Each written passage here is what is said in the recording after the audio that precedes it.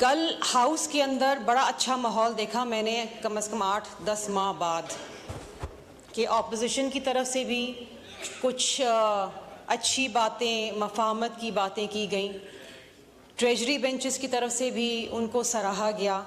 सब ने अपनी अपनी बात कर ली, उन्होंने अपने गिले शिकवे कर लिए, उन्होंने शिकवा पे जवाब शिकवा कर दिया। लेकिन अनफॉर्चुनेटली मैडम, यहाँ अवाम के जो मसाइल हैं उसकी बात बहुत कम होती है। मैं जब सिंध असम्बली में थी तो मुझे लगता था कि जब मैं नेशनल असम्बली में जाऊंगी तो मैं बहुत अहम किरदार अदा कर पाऊंगी, क्योंकि ये वो ऐवान है जहाँ पर कानून साजी होती है, जहाँ पर अवाम के मसाइल होते हैं, जहाँ पर लीडरशिप बैठती है, सुनती है। अब अगर मैं यहाँ सिंध की नुमाइंदगी करते हुए खड़ी हूँ और बात कर रही हूँ तो सामने के सारे बेंचेस खाली हैं। वजीर आते हैं गिने चुने, इक्का दुक्का, अपने कोई बिल लेकर आते हैं, वो बिल जैसे ही पास होता है वो चले जाते हैं। यहाँ बात किसको सुनाएं हम, बात किसकी करें हम? Who is there to listen? कौन, अगर हम बात करते भी हैं तो उसका हासिल वसूल क्या है? क्या उसके ऊपर कभी कोई अमलदारी होती है? नहीं होती मैडम। हमने 10 साल 16 दिसंबर को पेशावर के उस भयानक सानिए में जिसमें 130 से ज़ायद बच्चे शहीद हुए, हमने 10 साल की वो एनिवर्सरी इस हाउस के अंदर मनानी, सब ने उसके ऊपर बातें करी। वो ज़ख्म मैडम आज भी ताज़ा हैं। वो किसी के बच्चे थे, वो घर उजड़ गए, लेकिन उसके साथ साथ जो बच्चे जिंदा हैं इस मुल्क के अंदर, हम उनके लिए क्या कर रहे हैं? मेरा दिल दुखता है जब मैंने कल पढ़ा कि पारा चिनार के जो डिस्ट्रिक्ट हेडक्वार्टर हॉस्पिटल के जो एमएस हैं, उन्होंने बताया कि 29 बच्चों की अमवात हुई है क्योंकि बर वक्त दवाइयां वहां पर नहीं पहुंच सकी। ये सिर्फ बच्चे हैं, ये वो बच्चे हैं जो खेलते कूदते बच्चे थे, बीमार हुए, माँ बाप अस्पताल ले गए, लेकिन वहां से लाशें लेकर आए। आप सोचें कि वो कर्ब क्या होगा कि मेरा बच्चा अस्पताल में है और मेरी कोशिश है, दुआएं कि मेरे बच्चे की हालत बेहतर हो जाए, लेकिन सिर्फ इस वजह से मेरा बच्चा मर जाता है कि वहां पर पिछले 70 दिन से रोड बंद है और सूबाई हुकूमत कुछ नहीं कर रही, वहां पर मेडिसिन नहीं पहुंचा रही।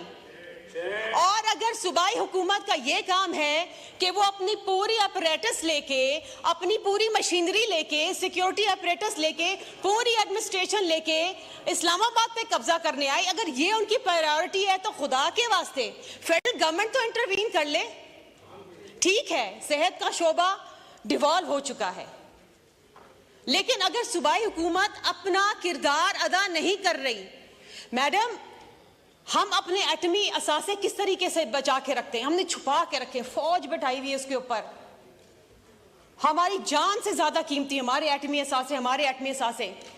ये बच्चे इस मुल्क के असासे, इस मुल्क का मुस्तकबिल है, आप उनको मार रहे हैं। खुदा के लिए कोई यहाँ पर फेडरल गवर्नमेंट का इंसान, कोई वजीर, कोई मुशीर, कोई पार्लियामानी सेक्रेटरी नोटिस ले, वहां दवाइयां तो पहुंचा दे। और एमएस वहां का रो रो के इल्तजा कर रहा है कि इस वक्त भी बच्चे वहां पर जेरे इलाज हैं लेकिन दवाइयां नहीं हैं, तो खुदारा कोई तो दवाइयां पहुंचा दे। दूसरी तरफ आप देखें मैडम कि पोलियो पाकिस्तान और अफगानिस्तान, ये 2 ममालिक रह गए हैं जिसमें पोलियो के केसेस खत्म नहीं हो रहे, और इस साल 64 केसेस। मैडम, हम अपने बच्चों को पोलियो से नहीं बचा पा रहे हैं। National task force, national action plan, फला फला, प्राइम मिनिस्टर साहब कहते हैं कि जी this is a crisis, it's a humanitarian crisis. हम अपनी कौम को, लूली लंगड़ी कौम लेके जा रहे हैं, ये कौम का क्या मुस्तकबिल बनेगा? हमारे पोलियो के वर्कर्स के ऊपर गोलियां चल रही हैं, पुलिस एहलकार शहीद हो रहे हैं।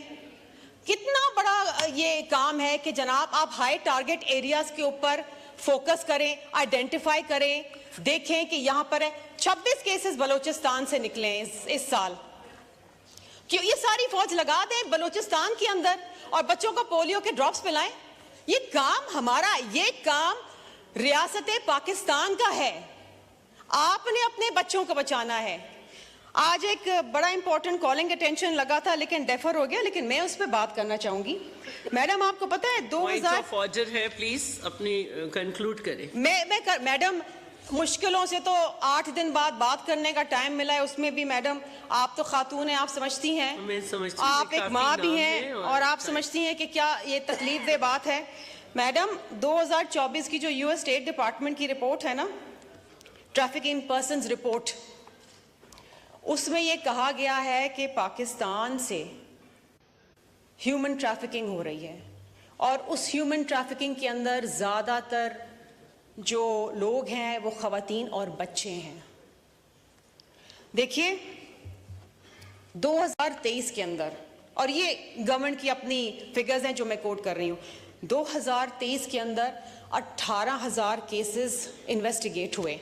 अब ये हाल देखें आप ह्यूमन ट्रैफिकिंग के, जिसमें majority were girls and children, और उसमें से सिर्फ 6,000 प्रोसिक्यूट होते हैं, सिर्फ 6,000, और कन्विक्शन कितनी होती है? सिर्फ 10 केसेस के अंदर कन्विक्शन होती है।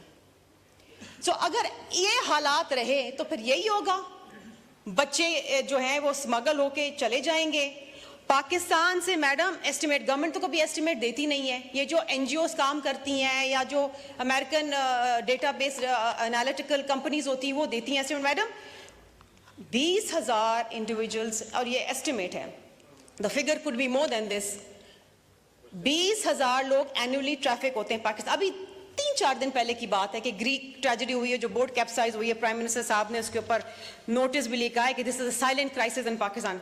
मैडम आपको पता है कि पिछले साल लाहौर के कोर्ट के अंदर एक मुकदमा चल रहा था और उसमें FIA ने खुद इस बात का एतराफ़ किया है कि इस साल 40,000 लड़कियां, बच्चियां ह्यूमन ट्रैफिकिंग के अंदर हैं। ये खुद FIA एतराफ़ कर रही है। और मजे की बात यह है कि जब क्रैकडाउन होता है कि तो FIA के अपने एहलकार पकड़े जाते हैं इसमें मुलव्विस। और दूसरी जो तकलीफ दे बात है मैडम, नहीं मुझे प्लीज बात करने दो। पॉइंट ऑफ ऑर्डर है ये, पॉइंट ऑफ ऑर्डर है मैडम, मुझे पता नहीं अगली दफा मौका कब मिलेगा, मैं सारी बातें तो कर लूं, लेकिन एक और भी लेकिन यहाँ जवाब देने के लिए मैडम कौन है? मुझे कोई जवाब तो दे दे कि खुदारा कोई पारा चिनार के अंदर दवाइयां पहुंचाएगा अस्पताल को। पोलियो के ऊपर ये हुकूमत क्या कर रही है? ये जो ट्रैफिकिंग हो रही है इसके ऊपर क्या हो रही है? मैडम ये बहुत सारे मुश्किल बड़े संजीदा मसाइल। Thank you.